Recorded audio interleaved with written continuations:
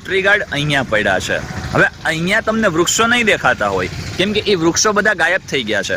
રસ્તામાંથી વૃક્ષો ગાયબ થયા એટલે ટ્રી ગાર્ડ અહીંયા મુકાવી દેવામાં આવ્યા. ફૂલ ગરમી પડતી હોય, તડકો પડતો હોય, લૂ આવતી હોય તો આપણે સૌથી પહેલા શું શોધીએ?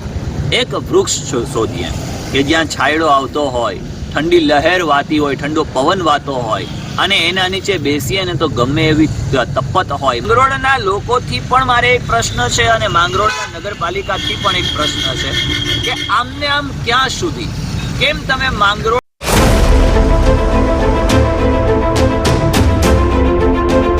Hello guys, welcome back to my new video. મિત્રો, સ્વાગત કરું છું આજના વિડીયોમાં. મિત્રો, આજે મારે માંગરોળના ગાર્ડનની વાત નથી કરવી. આજે મારે માંગરોળના ભૂગર્ભ ગટર યોજનાની વાત નથી કરવી.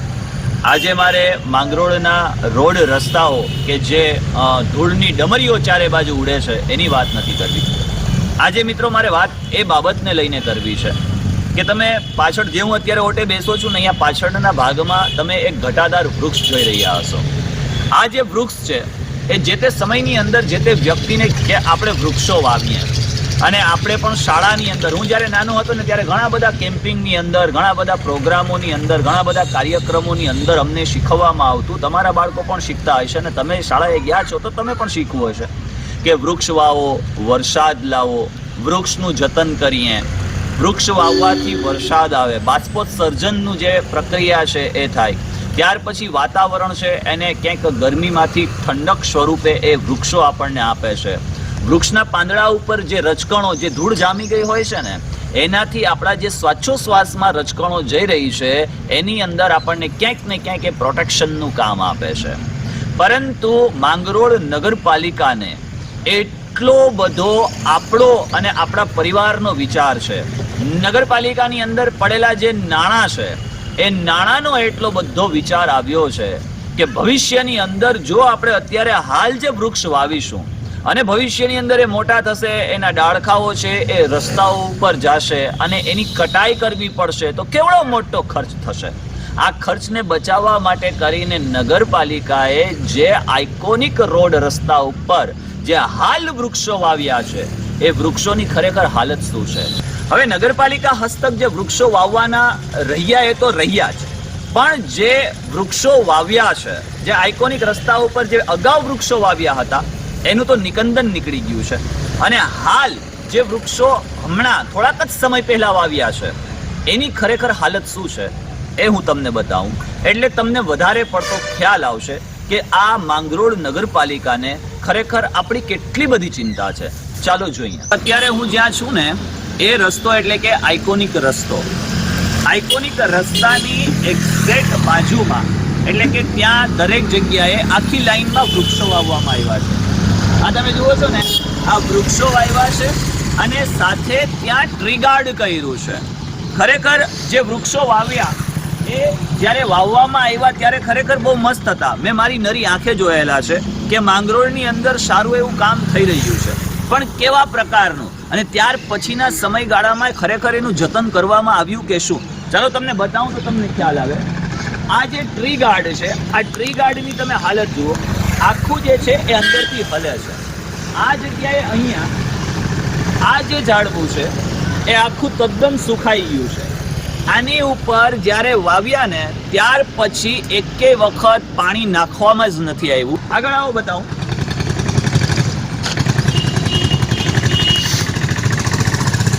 મિત્રો, આ જે ટ્રી ગાર્ડ છે, આ ટ્રી ગાર્ડની જુઓ કેવી હાલત છે.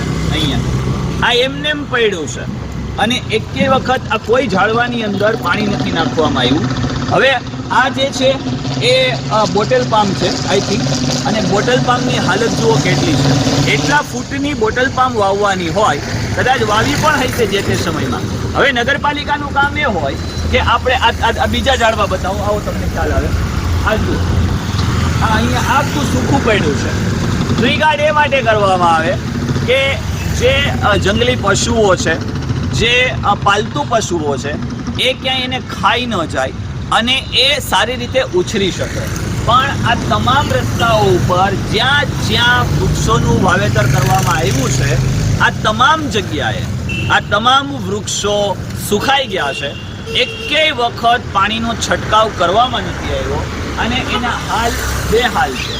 આજે મિત્રો જો કે મારે બે મુદ્દા ઉપર પ્રકાશ પાડવાનો હતો, પણ હું અહીંયાથી નીકળ્યો તો મને ખ્યાલ આવ્યો કે આ શું હાલત, આવી હાલત હોય એમ. એકેય વખત તમે પાણીનો છંટકાવ ન કરો. આને તો આપણા બાળકો કરતા પણ વિશેષ સાચવવાના હોય, પણ બને છે એવું કે હજુ સુધી આની અંદર એકેય વખત પાણીનો છંટકાવ નથી થયો. બધા જ ઝાડવા સુકાઈ ગયા છે. આઇકોનિક રસ્તાની બીજી જગ્યાની તમને મુલાકાત કરાવું ને તો તમને ખબર પડશે. મિત્રો જુઓ, હવે અહીંયા આ કેવી હાલત છે. આ તમામ જગ્યાએ કોઈ ઝાડવાની અંદર ક્યાંય કોઈ પ્રકારે પાણી પીવડાવ્યું જ નથી. ટ્રી ગાર્ડ એમને ઉભા છે. ટ્રી ગાર્ડની હાલત જુઓ કેવી છે. આ સાઈડમાં પડ્યું છે, કોઈને નુકસાન ન થાય ને એટલે કદાચ સાઈડમાં મૂકી દીધું હોય એવું બની શકે. અહીંયા તો જુઓ આની હાલત તો જુઓ કેવી છે. આ જુઓ, આ એટલા પૈસાનું આ લોકો પાણી કરી રહ્યા છે. પાણી તો ન કહી શકાય, સૂકવી નાખ્યું છે બધું જ. આ તમામ જગ્યાએ, આ જેટલી જગ્યાએ તમે જોશો ને, આ બધી જગ્યાએ આ હાલત છે. આ જોઈ લો, અહીંયા પણ આ જે ટ્રી ગાર્ડ છે, આ બધી જગ્યાએ પામ નાખી હતી. હવે વિચાર કરો મિત્રો કે આ જો ઝાડવા ઉજેરા હોત અને આ આખા રસ્તા ઉપર એ જે પામ છે એ પામ ઘેરાવાળી બની હોત તો એક નજારે કેટલું જબરજસ્ત અને કેટલું મસ્ત લાગત. અને મિત્રો હું પહોંચી ગયો અત્યારે ટાવર, એટલે કે ટાવર ચોક જે છે, ટાવર વિસ્તાર છે કે જ્યાં નગરપાલિકા લાગેલી છે, એ વિસ્તારની અંદર પહોંચ્યો છું. અહીંયા જુઓ આ ઝાડવાની હાલત. અહીંયા તો જે ટ્રી ગાર્ડ છે એ ગાયબ છે. ટ્રી ગાર્ડ હતા એ નીકળી ગયા છે. આ ઝાડવા સુકાઈ ગયા છે. એટલા બધા રૂપિયાના ઝાડવા વાયેલા એ તમામ સુકાઈ ગયા છે. આ જુઓ, અહીંયા માત્ર અને માત્ર તમને સુખાયેલી સળીઓ જોવા મળશે. આ જોઈ લો. હવે પાણી જ ન નાખવામાં આવે તો આની હાલત શું થાય. એકેય વખત આની અંદર પાણી નાખવામાં નથી આવ્યું. જે ટ્રી ગાર્ડ છે, ટ્રી ગાર્ડ મૂક્યા હતા એ તમામ ગાયબ છે. હવે આ જે ઢોર છે, જે ગાયો છે, ખૂટિયાઓ છે, એ બધા રસ્તાની અંદર રાત્રિ દરમિયાન જો નીકળે અથવા દિવસે પણ નીકળે તો રસ્તામાં છે, જાહેરમાં છે, ખુલ્લી જગ્યામાં છે, તો એને ખાઈ જાય અથવા તો એ ઝાડવા ફરી પાછા ઉગવાના છે જ નહીં. પણ બને છે એવું કે એ જે ટ્રી ગાર્ડ અહીંયા પડ્યા છે, અંદરની બાજુ પડ્યા છે, જુઓ, ઉપાડીને અંદર નાખી દીધા છે. કેવી હાલત કરી છે એમ. આને આપણે મતલબ શું આશા શું રાખી શકીએ નગરપાલિકા પાસે? માત્ર વૃક્ષો વવાઈ ગયા પછી એની ઉપર ટ્રી ગાર્ડ કર્યા. ટ્રી ગાર્ડ પણ ગાયબ છે. અત્યારે તો ઘણી જગ્યાએ વૃક્ષો પણ ગાયબ છે. જે તે સમયની અંદર આઇકોનિક રોડ રસ્તા બન્યા ને ત્યારે રસ્તાની બંને બાજુ બેન્ચીસો મુકાઈ હતી. મેં અગાઉ મારા વિડીયોના માધ્યમથી આ તમને કીધેલું પણ છે. બેન્ચો છે એ બેન્ચો પણ ગાયબ. કેટલી બેન્ચો ખવાઈ ગઈ ને શું થયું એ તો હવે નગરપાલિકા જાણે અને હોદ્દેદાર અથવા તો પદાધિકાર વ્યક્તિઓ અથવા જેના હસ્તક આવતું એ લોકો જાણે. મોટા એલઈડી મૂકવાના હતા, સ્ક્રીન એલઈડી મૂકવાના હતા. વિચાર તો કરો, જો સ્વેચ્છાએ કામ થાય, નીતિથી કામ થાય, ગેરરીતિ વગરનું કામ થાય તો એ કામ કેટલું મસ્ત થાય, લોકો એનો કેટલો લાભ લઈ શકે. આગળનો જે રસ્તો છે એ રસ્તાઓની પણ શું હાલત છે, ત્યાં જે વૃક્ષો વાવ્યા હતા, ત્યાં જે ટ્રી ગાર્ડ મૂક્યા હતા એની હાલત શું છે એ પણ હું તમને બતાવું છું. મિત્રો હું અત્યારે પહોંચી ગયો માંગરોળ એટલે ટાવર રોડ ઉપરથી એ પોઈન્ટના વિસ્તારમાં કે જ્યાં એસબીઆઈ બેંક લાગેલી છે. એ એક્ઝેક્ટ એસબીઆઈ બેંકનો જે ચોક પડે છે એ ચોકમાં અહીંયા માંગરોળની શોભા વધારવા માટે કરીને વૃક્ષોનું વાવેતર કરવામાં આવ્યું હતું. જુઓ એ ટ્રી ગાર્ડ કેવી હાલતમાં છે, ત્યાં સામેની બાજુની હાલત કેવી છે.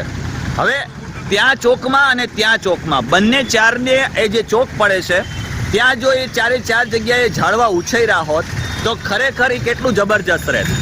મિત્રો જે શહેર છે ને એ કોન્ક્રીટના જંગલ બની ગયા છે અને જેથી કરી અને ગામડા કરતા શહેરમાં વૃક્ષોનું વાવેતર એ ખૂબ જ અતિ આવશ્યક બની ગયું છે. કારણ કે આ જે સિમેન્ટના રસ્તાઓ છે, આ જે કંઈ પણ ડામરના રસ્તાઓ છે, ત્યાં ગરમીનું પ્રમાણ વધુ હોય છે અને ગરમીના પ્રમાણને ઘટાડવા માટે કરીને આ વૃક્ષો છે એ એક મહત્વનો ભાગ ભજવે છે.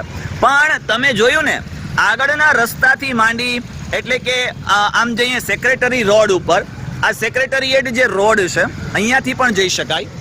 આ જે રોડ છે એ રોડમાં જે ઝાડવા છે એ તમામ ઝાડવા સુકાઈ ગયા છે તમામ ટ્રી ગાર્ડ છે એ સાઈડમાં પડ્યા છે. અમુક જગ્યાએ ઝાડવા વાવેલા નથી. બની શકે કે આ કોર્નરનું લગભગ કોઈ મહત્વ નહીં હોય એટલે કદાચ નહીં વાવ્યા હોય, કેમ કે રસ્તા ઉપર અમુક કોર્નરના મહત્વ છે એ હોતા નથી એટલે કદાચ ન પણ હોય, બની શકે.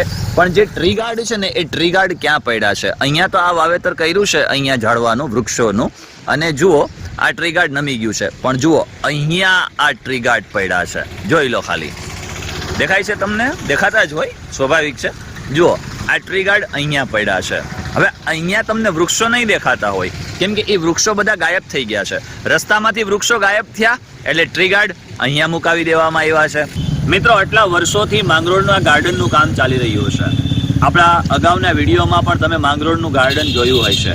કેટલા મસ્ત મજાના વૃક્ષો લાગેલા છે, મસ્ત મજાના રંગબેરંગી ફૂલો એમાં જોવા મળે છે. હા, કેવા મસ્ત મજાની ડેડપામ વાવેલી છે કે એ તમામ સુકાઈ ગઈ છે. લોકો અને એવું લાગે છે કે ભાઈ કામ તો થઈ રહ્યું છે, પણ ક્યારે થશે, ક્યારે શરૂ થશે, ક્યારે આ લોકો માટે ખુલ્લું મૂકવામાં આવશે?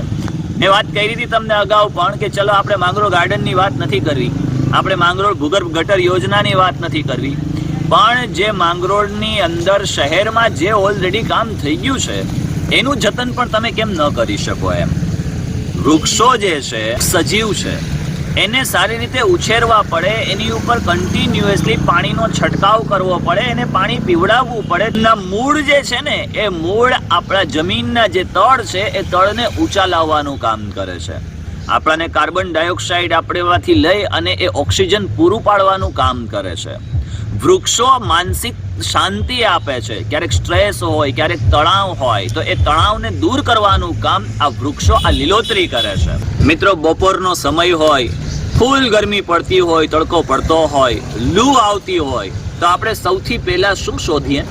એક વૃક્ષ શોધીએ કે જ્યાં છાંયડો આવતો હોય, ઠંડી લહેર વાતી હોય, ઠંડો પવન વાતો હોય, અને એના નીચે બેસીએ ને તો ગમે એવી તપત હોય, મતલબ કે તડકો હોય, ગમે એવી લૂ લાગતી હોય, તો એમાંથી આપણને શાંતિ મળે છે, આપણને નિરાંત મળે છે. શરૂઆતમાં તમે જે જોયું ને, જે ઘટાદાર વૃક્ષ જે તે સમયની અંદર જે તે વ્યક્તિએ વાવ્યું હશે અને આજ આપણે એનો લાભ લઈ રહ્યા છીએ, તો આ વિચારો કે એક્સટર્નલ બ્યુટિફિકેશનની અંદર માંગરોળમાં જે રસ્તાના કિનારા ઉપર જે વૃક્ષો વાવવાના હતા એ વાવ્યા, લીલા પણ હતા, પરંતુ પછી એની જાળવણી કરવામાં ન આવી, જેથી કરીને આજ તમામ વૃક્ષોનું નિકંદન નીકળી ગયું છે, તમામ વૃક્ષો સુકાઈ ગયા છે, અને અધૂરામાં પૂરું જે ટ્રી ગાર્ડ છે એ ટ્રી ગાર્ડ બધા અહીંયા પડ્યા છે. હવે માંગરોળના લોકોથી પણ મારે એક પ્રશ્ન છે અને માંગરોળના નગરપાલિકાથી પણ એક પ્રશ્ન છે કે આમને આમ ક્યાં સુધી? કેમ તમે માંગરોળની એક સારું સુંદર શહેર બનાવવાનું વિચારતા નથી? જે માંગરોળને એક સુંદર શહેર બનાવવું જોઈએ એ શા માટે વિચારી ન શકે? ચાલો આની અંદર આ જે વૃક્ષો છે એ વૃક્ષોને ધ્યાને રાખીને શા માટે અત્યાર સુધી એ લોકોએ પાણી ન પીવડાવ્યું? શું એ લોકોની કોઈ ફરજમાં આવતું જ નથી? શું એ લોકો નગરપાલિકાના હોદ્દેદાર, અધિકારીઓ, પદાધિકારીઓ જ નથી કે માત્ર અને માત્ર હોદ્દો લઈ અને બેસી રહેવામાં માને છે કે હવે આવનારા સમયમાં ક્યાંક આંખ ખુલશે? અને જ્યારે વૃક્ષો સુકાય ને ત્યારે બહુ જીવ બળે મિત્રો, કારણ કે વૃક્ષો છે એ કેટલું બધું કામ આપે છે. બાષ્પોત્સર્જનનું કામ આપે છે, ગરમી ઘટાડાનું કામ આપે છે, ઓક્સિજન પૂરું પાડવાનું કામ આપે છે, જમીનના જે તળ છે એ તળને ઊંચા લઈ આવવાનું કામ આપે છે, આપણાને ક્યાંક છાંયડો આપવાનું કામ કરે છે, અને અધોરામાં પૂરું આ લીલોતરી જે છે એ લીલોતરી માનસિક તણાવને દૂર કરવાનું પણ કામ કરે છે.